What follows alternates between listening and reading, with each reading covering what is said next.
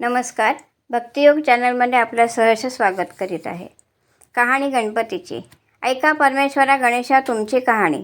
निर्मळ मळे उदकांचे तळे, बेलांचा वृक्ष सुवर्णाची कमळे, विनायकाची देवळे रावळे, मनाचा गणेश मनी वसावा. हा वसा कधी घ्यावा?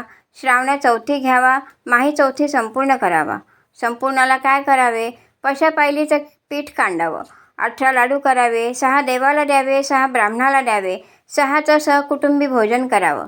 अल्पदान महापुण्य असा गणराज, मनी ध्याईजे पाविजे, चिंतिले लाभिजे, मनकामना निर्विघ्न कार्यसिद्धी करीजे.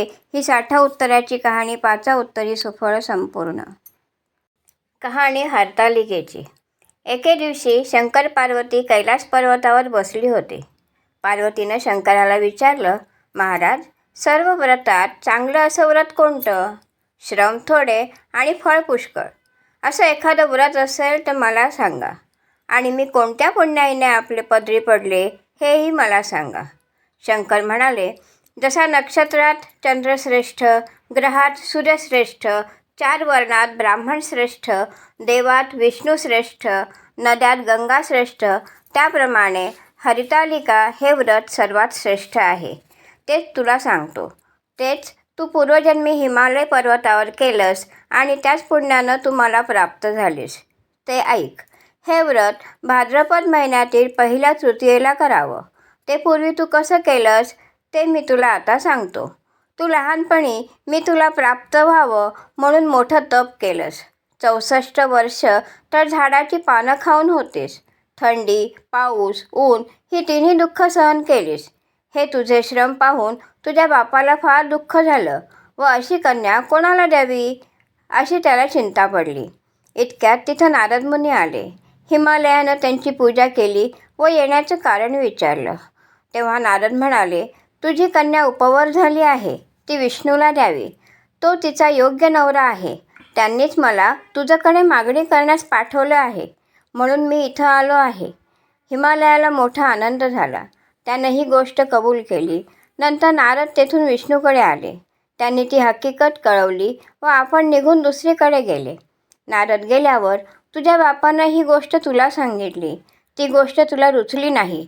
तू रागवलीस असं पाहून तुझ्या सखीनं रागवण्याचं कारण विचारलं. तेव्हा तू सांगितलंस, महादेवा वाचून मला दुसरा पती करणे नाही असा माझा निश्चय आहे. असं असून माझ्या बापानं मला विष्णूला देण्याचं कबूल केलं आहे. ह्याला काय उपाय करावा? मग तुला तुझ्या सखीनं एका घोर अरण्यात नेलं. तिथं गेल्यावर एक नदी दृष्टीस पडली. जवळच एक गुहा आढळली. त्या गुहेत जाऊन तू उपास केलास.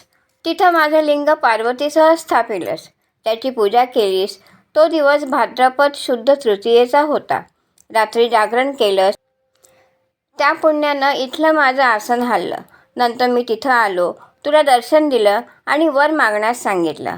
तू म्हणाली, तुम्ही माझे पती व्हावं याशिवाय दुसरी इच्छा नाही. नंतर ती गोष्ट मी मान्य केली. मी गुप्त झालो. पुढे दुसऱ्या दिवशी ती व्रतपूजा विसर्जन केलीस. मैत्रिणीसह त्याचं पारणं केलंस.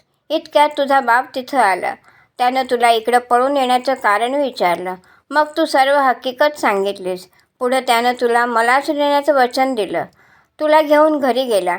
मग काही दिवसांनी चांगला मुहूर्त पाहून मला अर्पण केली. अशी या व्रतानं तुझी इच्छा पूर्ण झाली. याला हरितालिका व्रत असं म्हणतात. याचा विधी असा आहे, ज्या ठिकाणी हे व्रत करायचं असेल त्या ठिकाणी तोरण बांधावं, केळीचे खांब लावून ते स्थळ सुशोभित करावं. पुढं रांगोळी घालून पार्वतीसह महादेवाचं लिंग स्थापन करावं. षोडशोपचारांनी त्याची पूजा करावी. मनोभावे त्याची प्रार्थना करावी. नंतर ही कहाणी करावी व रात्री जागरण करावं. या व्रतानं प्राणी पापापासून मुक्त होतो. 7 जन्माचं पातक नाहीसं होतं. राज्य मिळतं. स्त्रियांचं सौभाग्य वाढतं. या दिवशी बायकांनी जर काही खाल्लं तर 7 जन्म वंध्या होतात. दरिद्र येतं व पुत्रशोक होतो. कहाणी ऐकल्यावर सुवासिनींना यथाशक्ती वाण द्यावं.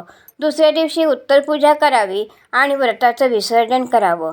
ही 60 उत्तराची कहाणी 5 उत्तरी, देवा ब्राह्मणांचे द्वारी, गाईचे गोठी, पिंपळाचे पारी सुफळ संपूर्ण.